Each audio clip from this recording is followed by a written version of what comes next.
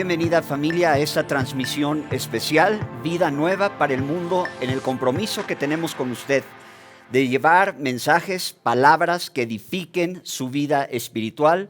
Estamos en esta transmisión especial con el tema, se llama Preguntas al Aire. Nosotros de este lado estamos transmitiendo desde el estudio que hemos montado aquí en Vida Nueva para el Mundo Campus Norte, y tenemos hoy el privilegio que a través de su pantalla nos va a estar respondiendo desde Dallas, Texas, el pastor Armando Alducin. El doctor Armando Alducin va a estar respondiendo una compilación que hicimos de inquietudes que nos han estado llegando, de muchas inquietudes que tiene el pueblo de Dios. Pues ahora hay que estar atentos porque en esta transmisión especial tenemos el privilegio de que el doctor Armando Alducin va a estar con nosotros respondiendo estos cuestionamientos. En un tiempo difícil, en un tiempo que hoy ya el planeta muestra más de las estadísticas, más de 1,500 personas que lamentablemente han perdido la vida en esta contingencia, en esta epidemia mundial. Hay más de 1,500,000 personas infectadas hoy en día, según las cifras oficiales. En medio de esto hay palabras de edificación, en medio de esto hay palabras de aliento, en medio de esto hay respuesta a nuestras inquietudes. Bienvenido, doctor Armando Alducin.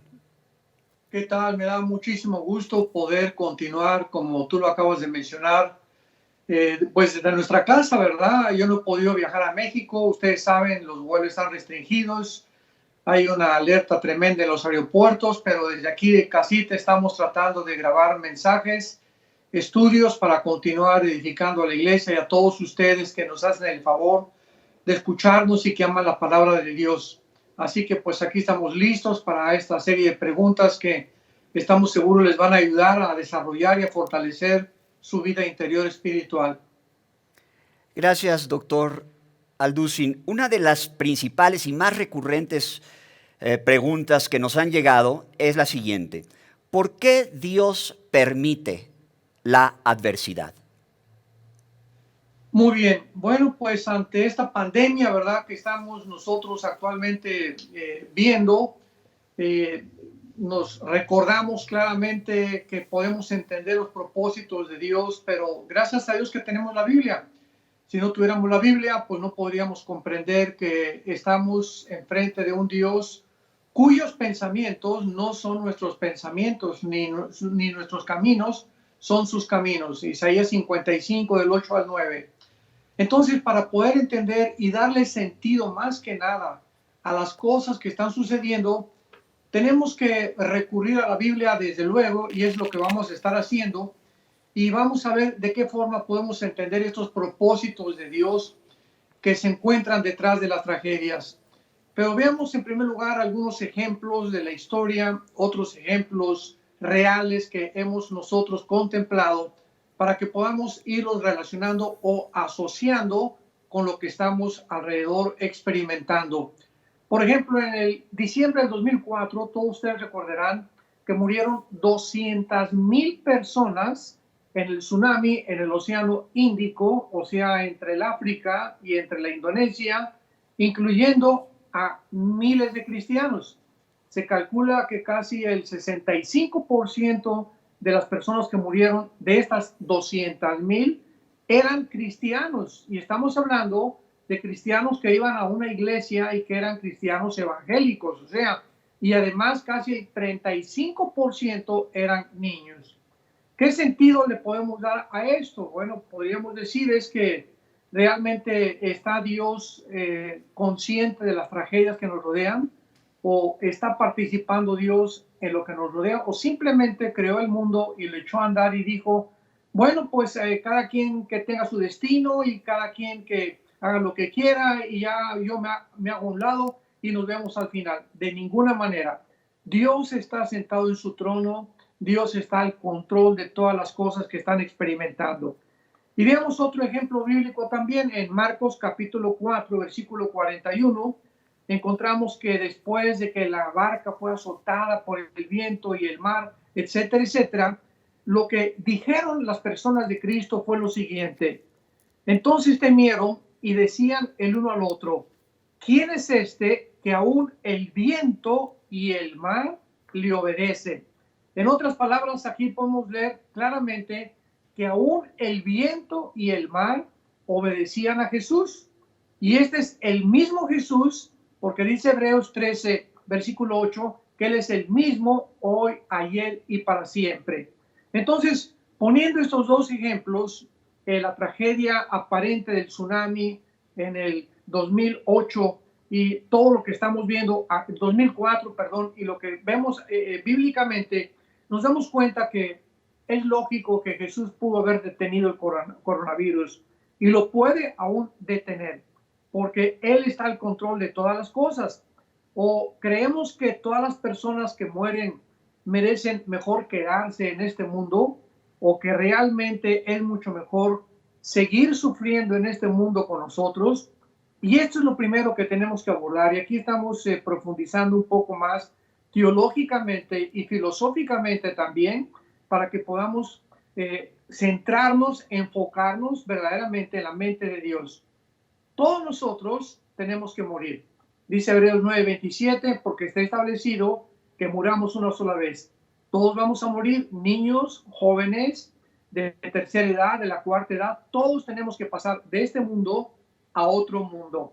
Ahora, la forma como nosotros vamos a morir no la podemos escoger, desgraciadamente, porque no somos dioses, no nos creamos a nosotros mismos. Entonces, Dios, como creador de todos nosotros, Él tiene el derecho y la potestad, el poder, la autoridad de llevarnos a nosotros, a todos nosotros, de cualquier manera, por un accidente en el mar, alguien se ahoga y se lo come un tiburón, un terremoto, queda sepultado bajo toneladas de piedras, un edificio, un accidente, una enfermedad, varias, etcétera, etcétera, pero todos tenemos que morir. Pero la Biblia nos abre el panorama y nos muestra qué hay después de la muerte.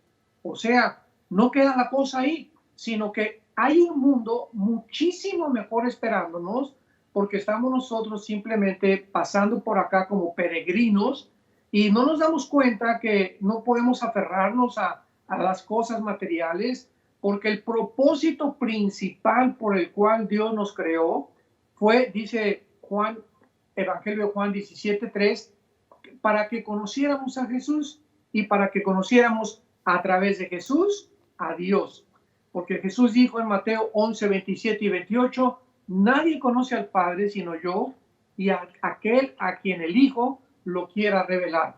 Entonces, nadie puede conocer a Dios, el creador de todas las cosas, si antes no tenemos una relación con Jesucristo, porque a Él fue a quien escogió el Padre para que Él bajara al mundo, para que nos diera las palabras del Padre, para que nos revelara que Él salía del Padre, que iba a regresar al Padre y que si se iba, como lo hizo hace 2000 años, era para preparar un lugar para todos nosotros. Jesús dijo en Juan 4, no se turbe su corazón. No tenemos los cristianos por qué perturbarnos, perder la paz, perder la concentración, perder el enfoque en las cosas más importantes, que son las cosas eternas. Entonces no hay nada en este mundo, ni hambre, ni desnudez, ni los demonios, ni terremotos, ni el coronavirus, ni nada que nos pueda quitar la paz en Cristo Jesús. ¿Por qué? Porque si perdemos la paz y perdemos el enfoque y la fe en las promesas de Dios, comenzamos a perder la brújula y entonces entra el estrés a nuestra vida, entra el pánico, entra el temor. ¿Y qué es lo que dicen los científicos al respecto? Que una de las cosas que debilita el sistema inmunológico es el estrés, es la ansiedad, es el temor. Y el sistema inmunológico es precisamente lo que necesitamos actualmente en la época que estamos atravesando, fortalecer. Porque si el sistema inmunológico está fortalecido con aire, con ejercicios de respiración, con el sol, que es la vitamina D, con por lo menos 10, 12 vasos de agua diarios, el virus no puede acercarse a nosotros, y si entra a nosotros va a morir o se va a pudrir. ¿Por qué? Porque el sistema inmunológico del cuerpo tiene las defensas suficientes para poder detenerlo. Esta es la razón por la cual el coronavirus ataca a las personas de 85, 90, 95 años de edad.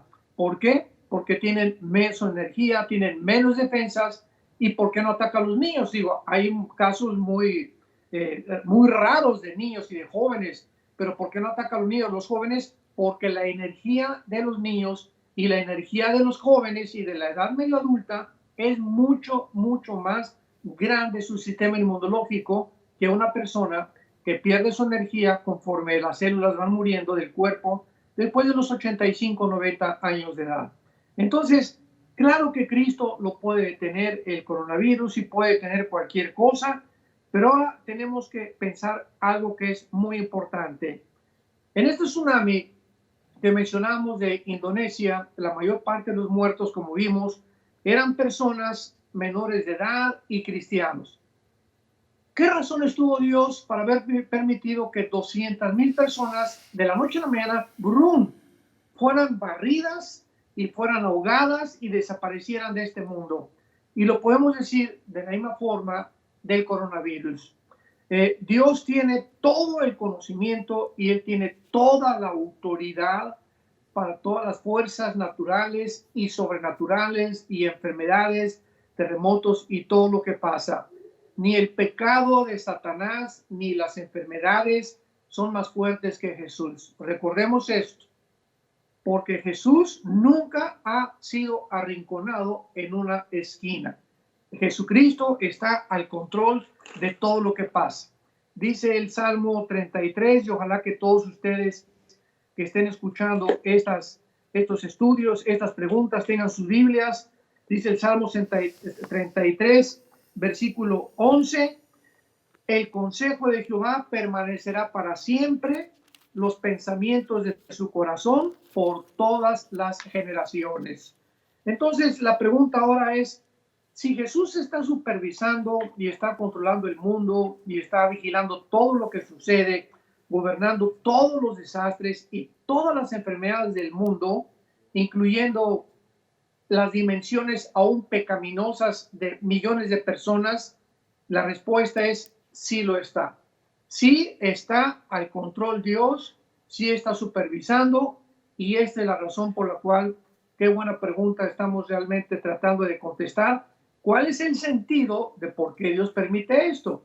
Si Él está al control, si Él está vigilando todo, ¿por qué lo permite? Ahora vamos a ver de qué forma le podemos dar sentido con algunas verdades bíblicas acerca de esta respuesta que necesitamos. Número 1, vivimos en un mundo corrompido. Vivimos en un mundo donde de nuestros padres, Adán y Eva, pecaron en la caída.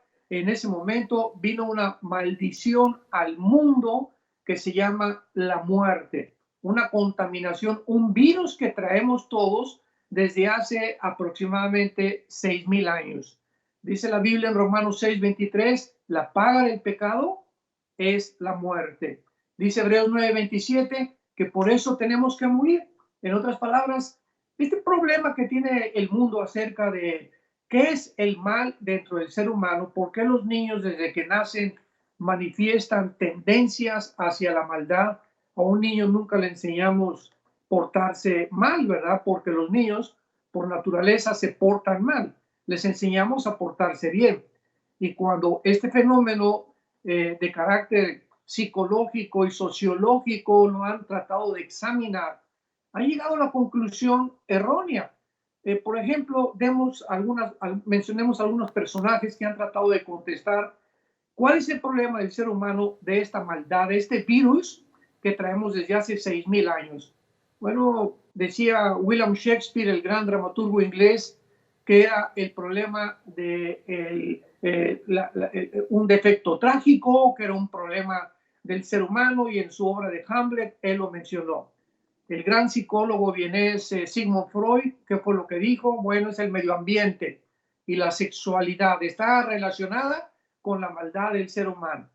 Después viene en el siglo XIX Carlos Marx, Federico Engels, y comienzan ellos a mencionar y escribir en su libro El Capital y el Manifiesto Comunista. El problema del hombre son la lucha de clases. Si el proletariado puede derrocar a la clase burguesa, va a haber una equidad, una igualdad económica y entonces la sociedad van a ser igual. Total que podemos examinar más de 20, 30 personajes de la historia, filósofos, escritores, y ninguno podrá decirnos el problema del ser humano, que es el pecado. Entonces, partiendo de esta primera verdad, de que el mundo en que vivimos es un mundo donde hay pecado, porque nosotros somos agentes morales libres y nosotros somos responsables de nuestras decisiones, tenemos que entender que por eso Dios nos va a juzgar al final. Entonces los cristianos que hemos sido salvados por el Evangelio de la gracia de Jesucristo, no vamos a escapar de esta corrupción y de esta vanidad. Dice el libro de Romanos el apóstol Pablo, capítulo 8, porque la creación, versículo 20, Romanos 8, 20, la creación fue sujetada a vanidad. Esta palabra implica a vaciedad, o sea, el ser humano, si no tiene una relación con Dios, su vida carece de propósito y significado. El ser humano sin Dios es exactamente, lo dicen los animales, semejante a los semejante a los animales. Entonces, no hay ninguna diferencia entre un ser humano y un animal cuando no tiene el propósito y el significado de vivir cerca de Dios. Esto es lo que significa que toda la creación está sujetada a una falta de sentido y a una falta de propósito, pero veamos que Dios lo permitió con un propósito, no por su propia voluntad, o sea, no porque lo hayamos querido nosotros, sino por causa de que la sujetó en esperanza. Al permitir Dios que este mundo en el que vivimos pudiéramos nosotros encontrarnos algún día como todos los cristianos. Yo puedo citar mi propio ejemplo. Hace 40 años que predico este mensaje del Evangelio, me encontraba antes de conocer a Cristo sin propósito, sin sentido, sin dirección, completamente perdido en filosofías humanas, y sentí que realmente necesitaba encontrar algo que le diera propósito y sentido a mi vida. Y esta es la razón por la cual Dios permitió que naciéramos así, para que descubriéramos nosotros, por nosotros mismos, que este sentido y este propósito no lo vamos a encontrar ni en el poder, ni en el dinero, ni en la popularidad, ni en la vanagloria, ni en ninguna cosa que podamos buscar. Fuimos creados para poder descubrir que necesitamos a Dios, que Dios es el propósito y el que le va a dar sentido a nuestra vida. Pero continuemos leyendo Romanos 8:21. Porque también la creación misma será libertada de la esclavitud de corrupción. Y esta palabra corrupción es precisamente lo que las leyes físicas de la termodinámica establecen, principalmente la segunda ley, la de termodinámica, que todo está sujeto a un deterioro, a una descomposición, a una podredumbre. Nuestro cuerpo está muriendo todos los días celularmente estamos muriendo, las casas se descomponen, los carros se descomponen, todo se echa a perder, porque la segunda ley de la termodinámica física lo establece, que todo tiende al deterioro, a la descomposición, a echarse a perder. La Biblia se adelantó con 2000 años antes, porque aquí establece Pablo que todo está sujeto a la corrupción. Pero el versículo 22 de Romanos 8 concluye Pablo diciendo, porque sabemos que toda la creación gime. Todos estamos de alguna forma anhelando una mejor, realmente, una mejor vida. Todos queremos salir ya de este cuerpo, quisiéramos ya que no hubiera enfermedades. Toda la creación está gimiendo, de acuerdo a la Biblia, y aún está con dolores de parto hasta ahora. Y no solo ella, sino que también nosotros mismos. Está hablando de los cristianos. Nosotros también estamos experimentando la maldición que desde hace 6,000 años prevalece en este mundo. Estamos en un mundo que no es de nosotros. Cristo lo dijo en Juan 17, están del mundo, pero no son del mundo. Estamos viviendo en un mundo que no pertenece realmente a nosotros. Estamos de paso por este mundo, somos peregrinos por este mundo. No tenemos aquí ninguna finalidad para poder establecer raíces en ninguna cosa en este mundo, porque estamos preparándonos para el otro mundo. Entonces, cuando comprendemos esto, nos damos cuenta que por eso también los cristianos estamos sujetos a enfermedades. Y todos los cristianos tenemos que morir algún día. Y esta es la razón por la cual en la Biblia encontramos palabras que en primera de Corintios, perdón, capítulo 11, donde el versículo 21 en adelante, Dios permite que los cristianos de Corinto murieran de enfermedades. Porque desgraciadamente, pues, ¿verdad? Hay una doctrina errónea que se promulgó por mucho tiempo que estaba insinuando que los cristianos no tenemos que enfermarnos. Que escuchamos hasta ahorita mensajes de muchas personas que dicen, bueno, que el coronavirus se muera y reprendo el coronavirus y reprendo las enfermedades, etcétera, etcétera. Y al hacer esto, pregunto, ¿no estaremos luchando en contra de Dios? ¿No podremos encontrar en el propósito de muchas enfermedades que los cristianos pasamos la voluntad de Dios? Y podríamos contestar que sí. Y la Biblia nos da la respuesta. Dice 1 Corintios 11, versículo 28 en adelante, que los corintios estaban tomando la cena del Señor. Pero al tomar la cena del Señor, no examinaron su vida interior y entonces vino un juicio de parte de Dios y estamos hablando de cristianos, no de personas no cristianas. Entonces el apóstol Pablo en 1 Corintios 11:31 concluye con estas palabras: si nos examináramos a nosotros mismos, no seríamos juzgados. Mas siendo juzgados, somos castigados por el Señor, para que no seamos condenados con el mundo. Y dice el versículo 30, por eso hay muchos enfermos y debilitados entre ustedes y muchos duermen. O sea, el pecado no confesado, donde muchos corintios se aferraron a rechazar a Dios y no querer seguir caminando con Dios, ¿qué cosa hizo Dios? Se los llevó a casa. Se los llevó a casa antes de tiempo. O sea, no cumplieron el propósito por el cual Dios los había creado. Vemos otro ejemplo en 1 Corintios 5, donde un muchacho vivía en fornicación con su suegra y el muchacho parece que no se arrepintió. Entonces Pablo, al enterarse, 1 Corintios 5, del 1 al 5, se enoja Pablo y le dice a los líderes, ¿por qué no ejercieron disciplina con este muchacho? El tal es el juicio del apóstol Pablo, sea entregado a Satanás para destrucción de la carne, a fin de que el espíritu sea salvado. Entonces vemos nosotros claramente que una persona que si realmente ha nacido de nuevo, bautizada con el Espíritu Santo, regenerada por el Espíritu Santo, muere, se va al cielo.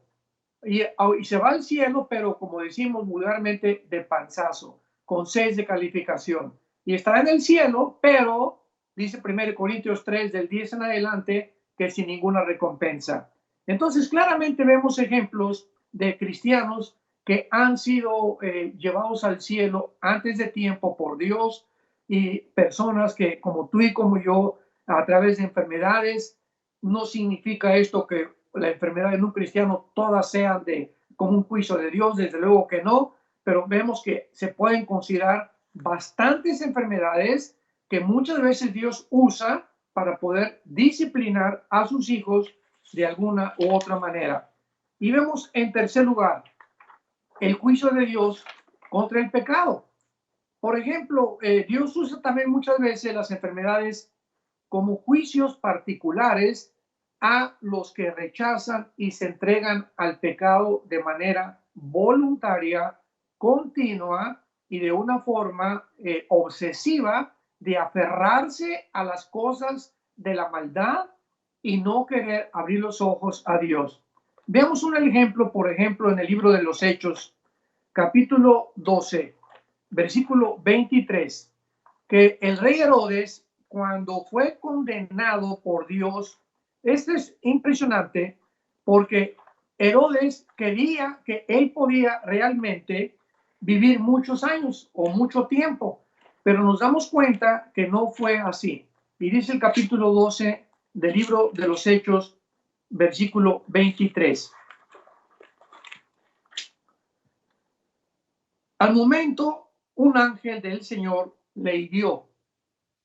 Estamos hablando del rey Herodes, que no era cristiano, por cuanto no dio la gloria a Dios y expiró comido de gusanos. Pero la palabra del Señor crecía y se multiplicaba.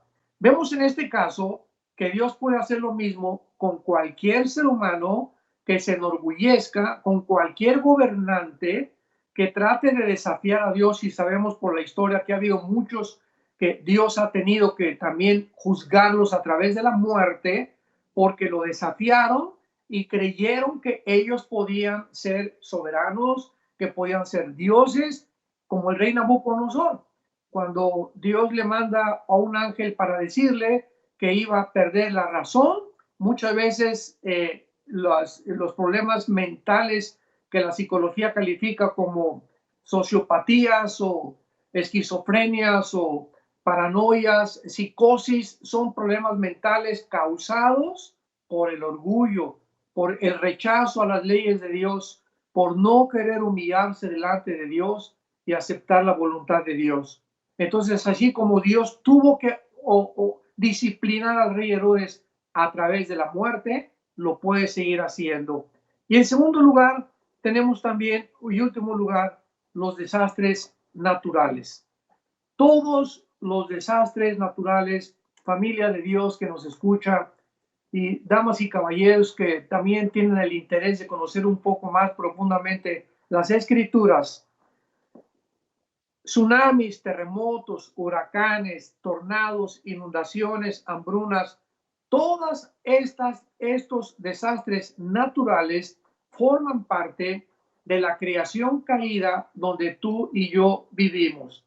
Entonces, muchas veces vemos ahorita terremotos por el movimiento de las placas tectónicas, por tantos experimentos de bombas nucleares que nosotros los cristianos hemos hecho, el mar envenenado con millones de litros de petróleo, que ya los peces están muriendo, el aire contaminado. No podemos decir que esto es culpa de Dios. No podemos decir que Dios es el culpable de todas las cosas malas que suceden. La Biblia nos muestra claramente que nosotros somos responsables de nuestras acciones y todas las consecuencias de nuestras acciones las tenemos que recoger, porque es la imprescindible e inequívoca e inexorable ley de la ley y la cosecha. Entonces vemos aquí claramente que un caso para terminar en Lucas capítulo 13, donde Pilato pues mató a cantidad de personas y derramó mucha sangre. Y en Lucas capítulo 13 encontramos que una manifestación de la gente, porque la gente comienza a cuestionar a Jesucristo. Oye, pero ¿por qué una torre que cayó, la torre de Siloé, mató a 18 personas? ¿Qué culpa tenían ellos? Ellos simplemente iban caminando por la calle y les cayó la torre. Y veamos lo que Cristo contesta. Lucas 13, del 1 al 3. En ese mismo tiempo, estaban allí algunos que le contaban acerca de los galileos, cuya sangre Pilato había mezclado con los sacrificios de ellos. Respondiendo Jesús les dijo: ¿pensáis que estos galileos, porque padecieron tantas cosas, eran más pecadores que todos los galileos? Os digo, no. Si antes no se arrepienten, todos van a perecer igualmente. En otras palabras, la gente estaba, repito, buscando qué pensaba Jesús respecto a, y esperaba que le diera sentido a esta tragedia. ¿Cómo podían ellos explicar que gente muera de una forma accidental, que vayas atravesando la calle y un carro atropella a tu hijo, o una camión se echa en reversa y te aplasta, o estás sentado en un estacionamiento y de repente, o en una carretera, y viene un tráiler sin frenos y acabas tú muerto con toda tu familia. ¿Qué sentido podemos encontrar con estas cosas que aparentemente no tienen explicación? O sea, le estaban diciendo a Cristo, cuéntanos, ¿por qué suceden estos desastres? Porque todas estas personas estaban solamente ahí, pues, y murieron sin ninguna culpa de nada. Y Jesús les dice claramente, y este es el mensaje de Jesús a todos ustedes en el mundo entero que nos están escuchando. En este momento histórico de la epidemia que estamos atravesando, la respuesta es la misma: arrepiéntanse. Arrepiéntete de tu vida, arrepiéntete de todas las cosas que tú consideras a través de la iluminación del Espíritu Santo que has fracasado. No podemos, si salimos de esta epidemia, seguir iguales. Todos tenemos de alguna forma que haber experimentado un cambio profundo, radical, que realmente sintamos cada vez más el poder de la cruz en nuestra vida interior. Y las personas que no tienen a Cristo, esa es la grandísima oportunidad que Dios les da para arrepentirse. Muchas gracias, doctor. Otra pregunta recurrente que nos hace el público es, en estos tiempos difíciles, ¿qué podemos hacer para fortalecer nuestra fe? Bueno, la Biblia dice claramente en Romanos 10 que la fe es por el oír y el oír por la palabra de Dios. O sea, la fe es un don, es un regalo que Dios nos ha dado para que nosotros podamos, a través del Espíritu Santo que ha sido derramado en nuestros corazones, venir a la Biblia y descubrir que todas las cosas que pertenecen a la vida y a la piedad, todas las cosas que pertenecen a la vida cristiana, nos han sido dadas, dice 2 de Pedro capítulo 1, o sea, tiempo pasado. Todo lo que pertenece a ti que me escuchas, desde el momento que tú te convertiste y necesitas para caminar con Jesús, ya lo tienes. O sea, no hay otra unción, no hay que una doble unción, que una triple unción, que hermano, por favor póngame la mano para que pueda yo tener otra unción y tener más poder. No hay nada de esas cosas en el Nuevo Testamento. Lo que necesitamos actualmente es crecer en la gracia y el conocimiento del Señor Jesucristo. Todos los cristianos somos como los bebés recién nacidos. Cuando un bebé nace, ¿cuál es la primera evidencia de un bebé recién nacido de que tiene vida? Pues inmediatamente lo pegan al pecho de la mamá. ¿Por qué? Porque comienza a succionar a ese líquido precioso con los minerales, las vitaminas que ya Dios puso en la leche de la mamá, para que ese bebé comience a crecer de una forma normal y sana. Es lo único que necesita, pegarse y chupar la leche. Pasa un año, ya se le da jamoncito picado, después ya carnita y comienza a tomar alimento sólido.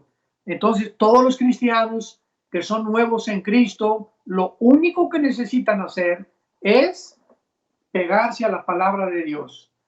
Leerla, estudiarla, meditarla, es muy importante en este tiempo precioso que tenemos, memorizar la Biblia. Jesús dijo, mis palabras, Juan capítulo 6, son espíritu y son vida.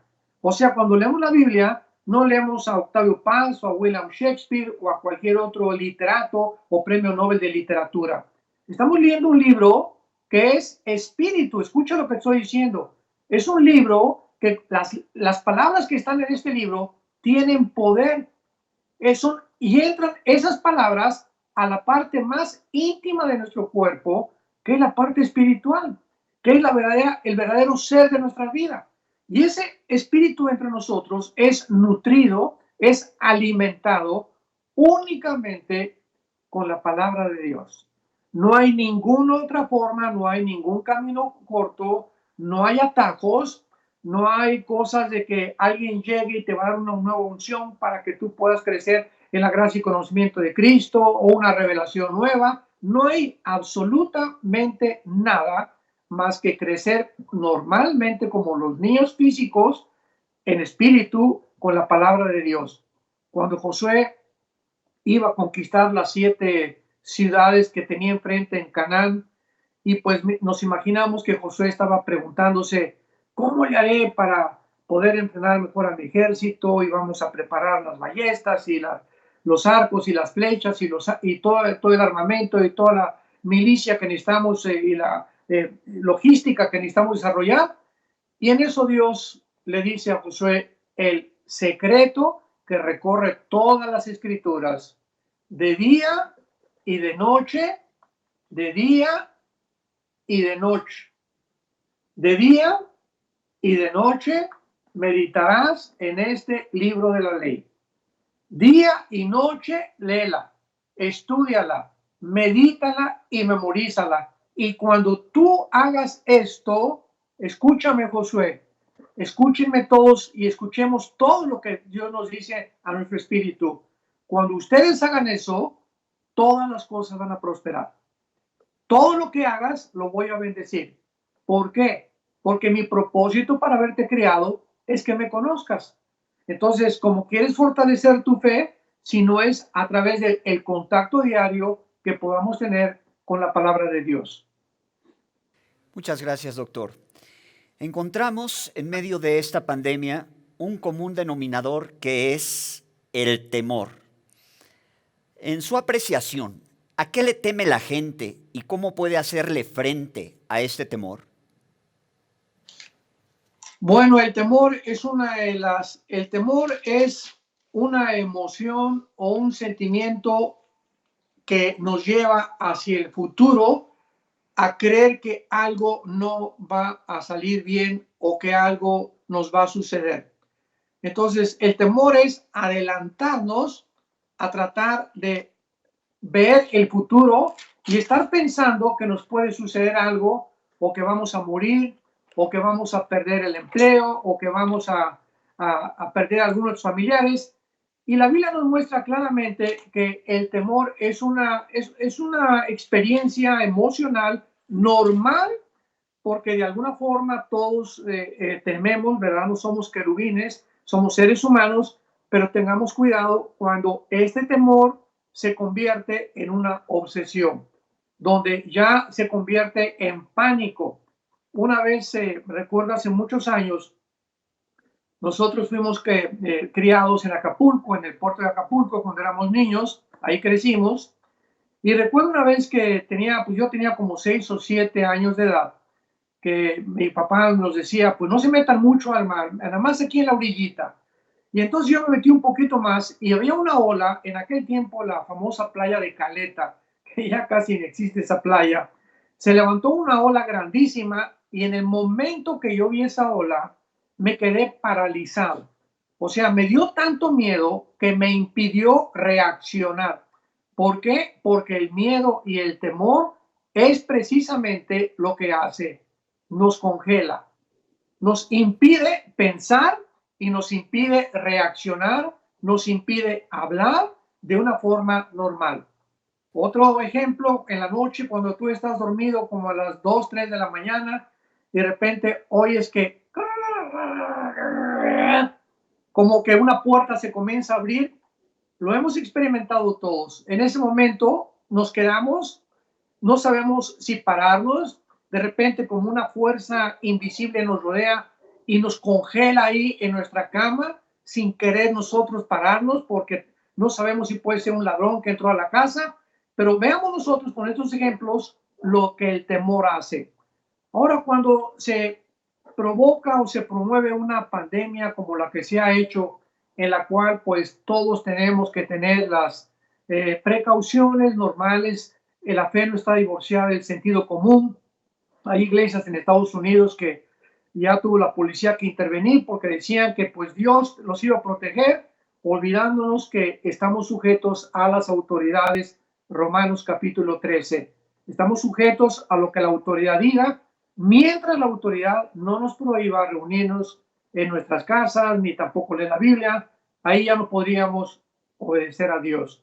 Entonces, cuando por una contingencia de salud la autoridad comienza a promover una ley, tenemos que obedecerla, como lo tuvimos que hacer nosotros. Esperamos a que las autoridades nos dijeran oficialmente que las iglesias no se podían abrir y lo tuvimos que hacer. Entonces, todas estas cuestiones son importantes ahora que tenemos el tiempo de meditar en ellas y de pensar en ellas, pero en el capítulo 6 de Mateo, para regresar al tema rápidamente y abordar un poquito más de lo que es el temor y por qué existe el temor, sabiendo Jesús que este sentimiento y que esta emoción forma parte de la naturaleza humana, y viendo que los discípulos que caminaron con él hace 2000 años tenían esos temores, mañana ¿qué vamos a comer? Y si se va Jesucristo, ¿con quién nos vamos a quedar? Y si se muere mi esposo, ya no voy a tener seguro social. O si llego a tal edad, me va a dar el coronavirus. Todos estos temores son la fuente y el origen de la incredulidad, de no creer que Dios es todopoderoso, que Dios es proveedor. Alzaré mis ojos a los montes, ¿de dónde vendrá mi socorro? Del gobierno, del petróleo, que mejore el peso, de si tengo estos negocios, si no los tengo, nuestro socorro viene de Jehová, que hizo los cielos y la tierra. Y entonces Jesucristo en Mateo 6, versículo 24, versículo 25, les dijo, no se afanen por vuestra vida, qué han de comer, qué han de beber o qué han de vestir.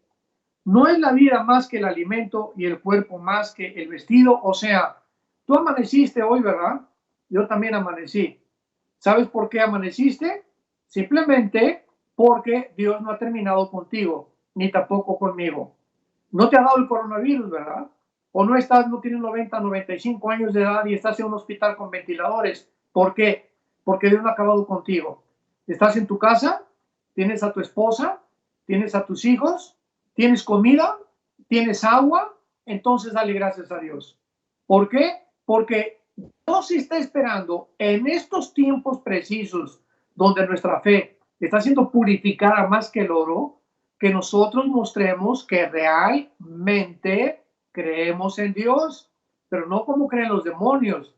Dice Santiago 2, los demonios también creen. Entonces no basta haber dicho hace 2 meses que no había esta pandemia, pues yo creo en Dios y voy el domingo a la iglesia, pero cuando viene la presión, cuando viene la prueba, ahí se manifiesta el calibre con el cual estamos hechos.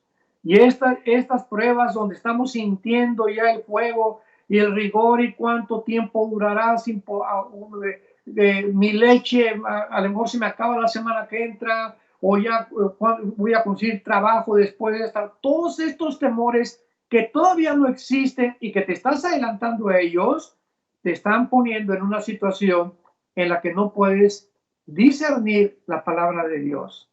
Entonces, cálmate, tranquilízate, ten paz y escucha lo que dice Jesucristo. Miren las aves del cielo que no siembran ni ciegan ni recogen en graneros y vuestro Padre Celestial las alimenta. ¿No valen ustedes mucho más que ellas? Jesús agarra un pajarito y dice, este pajarito, ¿cuánto lo vendes en el mercado? ¿3 pesos? ¿2 pesos? Escúchenme bien. Tan grande es el poder de mi Padre que un solo pajarito de los millones que hay en el mundo no se cae a tierra sin mi voluntad.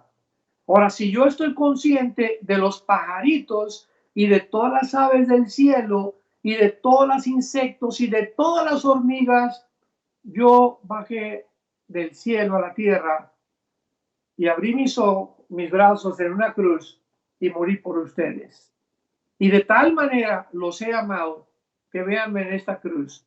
¿Quieres saber cuánto te amo? Ve mis brazos extendidos. Ahí en la cruz podrás darte cuenta cuánto me interesas, cuánto me amas. Que si hubiera habido otro camino que pudiera realmente acercarlos a ustedes, a mi Padre, yo os lo hubiera dicho.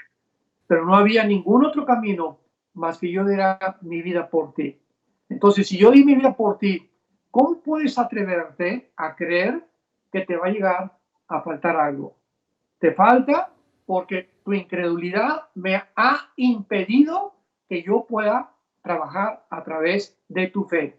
Dice Efesios 3:20, porque Dios es poderoso para hacer todas las cosas mucho más abundantemente de lo que le pedimos o entendemos. Dios es ¿qué? Poderoso, poderoso para hacer que cuando estés en el desierto, les di el ejemplo en el Antiguo Testamento con el pueblo judío, 40 años sin oxos, 40 años sin zapaterías, 40 años sin farmacias, 40 años sin supermercados, 40 años sin agua, 40 años sin zapatos, sin ropa. ¿Y qué pasó? ¿Les faltó algo? ¿De la roca saqué agua? Cuando llegaron a la incredulidad, en el libro de los Números, por favor, regresemos a Egipto, le dijeron a Moisés, ¿qué dijo Dios? Les voy a mandar codornices y van ustedes a recogerlas y a comer hasta que se sacien hasta aquí. Y cuando el pueblo tentó a Dios, después de todo lo que Dios había hecho, y comieron esas codornices, Dios los juzgó y murieron. Y quedaron ahí enterrados en el desierto sin entrar a la tierra de Canaán. Y así puede pasar con muchos que se dicen cristianos. Ahorita es el momento del desierto.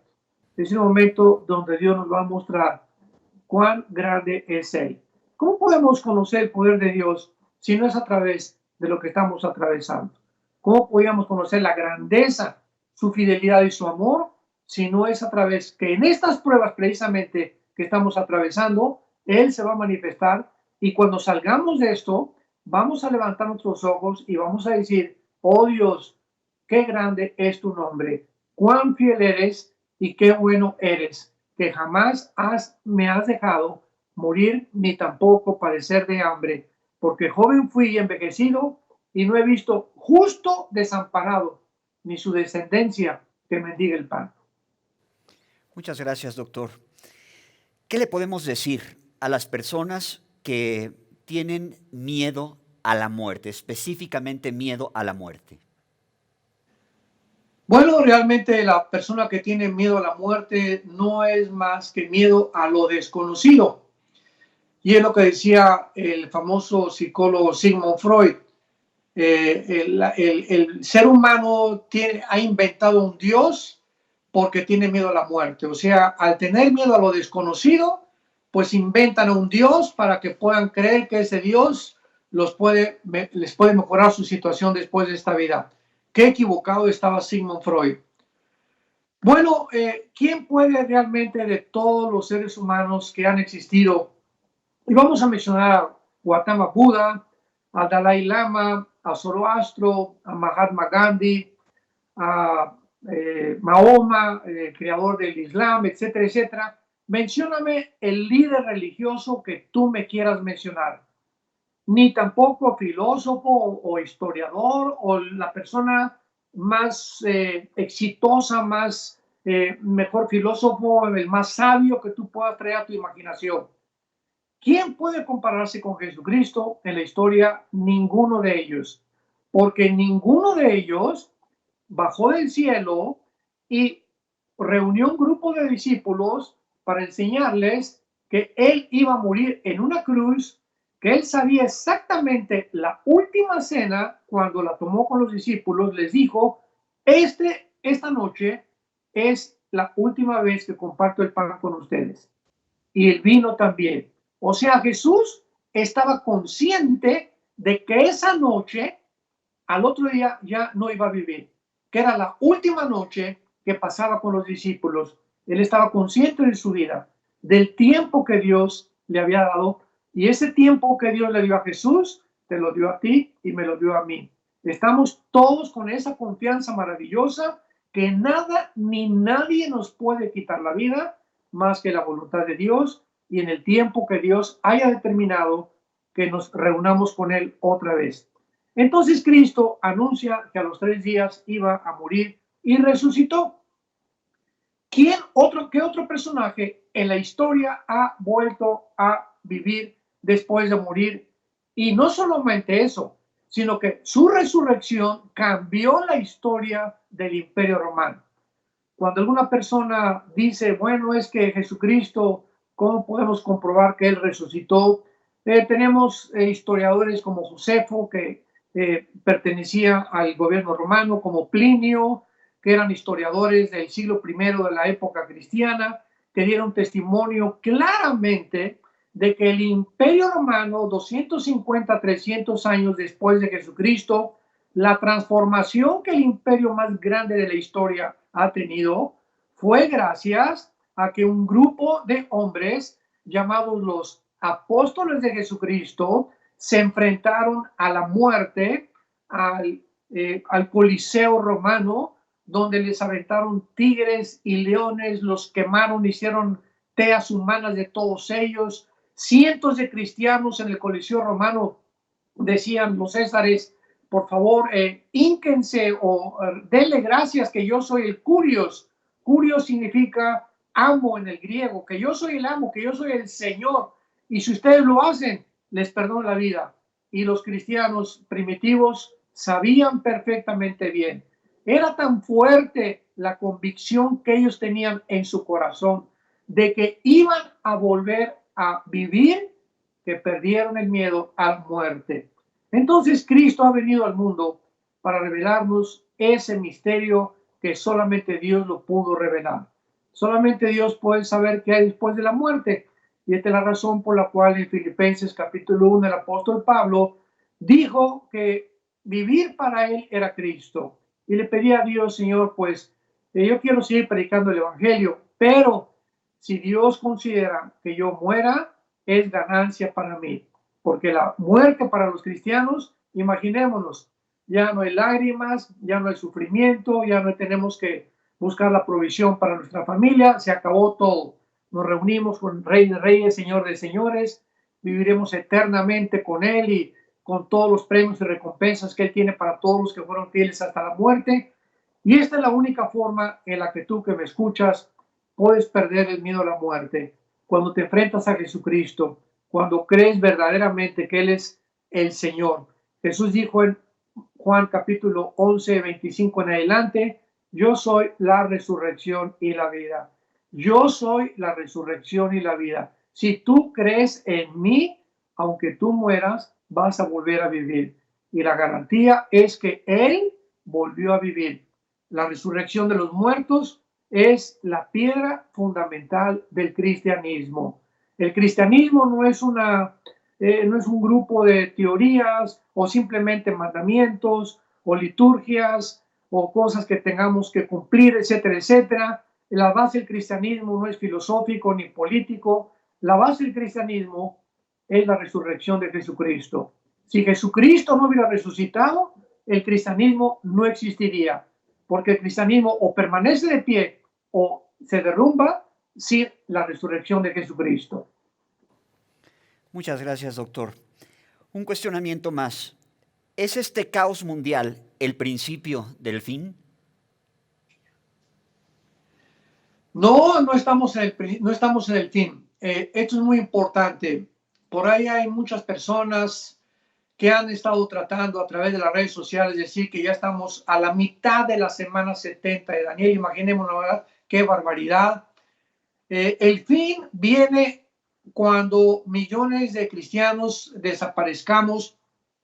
Este domingo vamos a pasar un mensaje bastante claro acerca de la doctrina del rapto, porque es una doctrina que también se está ya negando, pero el fin no viene hasta que nosotros desaparezcamos del planeta Tierra. Millones de cristianos vamos a desaparecer de la noche a la mañana, no sé si hoy o mañana o la semana que entra, porque es inminente el rapto. O sea, no hay ninguna señal para el arrebatamiento. La gran diferencia entre el arrebatamiento y la segunda venida, que es al final de los 7 años de la tribulación, es que la segunda venida, Mateo 24, 29 en adelante, Joel capítulo 3, Zacarías capítulo 12 y 14, Apocalipsis capítulo 13, es que viene con señales cósmicas, el sol se oscurecerá, la luna se pondrá como sangre, las islas y los montes desaparecerán, y los cristianos que vivan al final de la tribulación se van a dar cuenta que ya el Señor viene a la puerta. No es así con el rapto. En el rapto no hay ninguna señal. Viene como ladrón en la noche, inesperadamente, en cualquier momento, por lo cual se nos manda estar preparados. Entonces, yo pienso, esto es un sentimiento personal, que nos encontramos, de acuerdo a Mateo 24, del 3 al 8, en el principio de los dolores. Porque ya vimos 2 guerras mundiales, siempre ha habido guerras en la historia, pero hasta el siglo XX, Primera y Segunda Guerra Mundial, fue nación contra nación, reino contra reino. Y después las pestes, los terremotos, que siempre ha habido en la historia, pero en la convergencia de todas estas señales y desastres, como ahorita el mundo se encuentra, jamás lo había habido. Y Jesucristo dijo que cuando venga la tribulación, nosotros no estaremos aquí porque el anticristo se iniciará los 7 años de la tribulación o la semana 70 de Daniel con la confirmación de un pacto entre los judíos y entre los árabes. De que nos encontramos en los últimos tiempos, no hay absolutamente ninguna duda. Nos encontramos al fin de los tiempos. Nos encontramos en la última generación. De eso no hay duda. Pero el día y la hora pertenecen a la potestad y a la soberanía de Dios. Muchas gracias, doctor. Ha sido realmente un privilegio, un honor que haya contestado estas preguntas que tan vehementemente nos ha hecho el público. Ahora quisiéramos pedirle de favor si nos despide con algunas palabras de ánimo o una oración a toda la gente que nos está viendo alrededor del mundo. Con mucho gusto. Bueno, a todos ustedes que nos ven en primer lugar y que pertenecen a la familia de Dios, mi esposa y yo y todos los pastores de Villanueva para el Mundo oramos que permanezcan firmes en la esperanza a la cual todos hemos sido llamados. Y que el Dios y Padre de Jesucristo, el gran pastor de las ovejas, los pueda hacer aptos a todos ustedes, a todos nosotros, para que siempre todo lo que hagamos, lo hagamos de acuerdo a su voluntad. Y que podamos permanecer fieles hasta la muerte, poder decir hemos acabado la carrera, hemos peleado la buena batalla y nos está esperando la corona de justicia, principalmente a todos los que aman su venida. Y si tú que nos escuchas aún no tienes a Jesucristo en tu corazón, ahí desde donde tú te encuentres, tal vez en la cocina, en la sala de tu casa, en tu cuarto, en un hospital, inclina tus ojos y dile simplemente estas palabras al Señor Jesús. Yo te doy gracias, Señor Jesús, esa cruz, abriste tus manos, tu cabeza fue coronada de espinas, tus manos clavadas, tus pies también, para tú demostrarme cuánto me amas. Gracias por haber pagado con tu sangre, con tu vida, por mis pecados. Ahora sé que yo nunca hubiera podido pagar por ellos, pero tú lo hiciste por tu gracia, por el amor que tú me tienes. Ahora te pido, porque creo que a los 3 días te levantaste entre los muertos, que puedas entrar a mi corazón como mi Señor y mi Salvador, y yo pueda tener ya la seguridad, el día que me llames a casa, de morir en paz, sabiendo que dejo este mundo a un mundo mucho mejor, y saber que también tengo, por tu gracia en la cruz y por tu muerte, la vida eterna. Todo esto te lo pido y te doy las gracias en el precioso nombre de Jesucristo. Amén. Amén. Muchas gracias una vez más, doctor Armando Alducin, y muchas gracias a usted que nos hizo el favor de sintonizarnos en esta transmisión especial. Le invitamos a que esté atento, porque con el favor de Dios vamos a tener más programas como este, Preguntas al Aire, que contestará oportunamente el doctor Armando Alducin. Muchísimas gracias, que Dios les bendiga. Vida Nueva para el Mundo se sostiene y propaga el mensaje de salvación de Jesucristo gracias a Dios y a tus donativos. Llevemos juntos el Evangelio de Jesucristo al mundo entero. Realizamos eventos, seminarios, congresos y diferentes programas para dar a conocer el mensaje de salvación y el poder de nuestro Señor, transformando y edificando vidas de mujeres, hombres, niños alrededor del mundo. ¿Qué pasa cuando decides hacer tu donativo? Aunque no puedas llevar la palabra personalmente a todo el mundo, de esta forma lo estás haciendo. Con tus donativos o aportaciones, estás sembrando y formando parte de lo que Dios está haciendo en su obra. Estás ayudando a traer luz a la oscuridad, paz al conflicto y esperanza a los que no tienen ninguna. Dona desde México.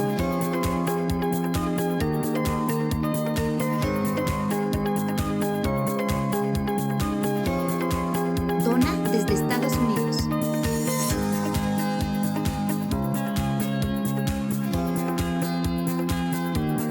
Para el resto de donaciones de otras partes del mundo, www.vidanuevaparaelmundo.org.mx/dona. Estamos cumpliendo la gran comisión.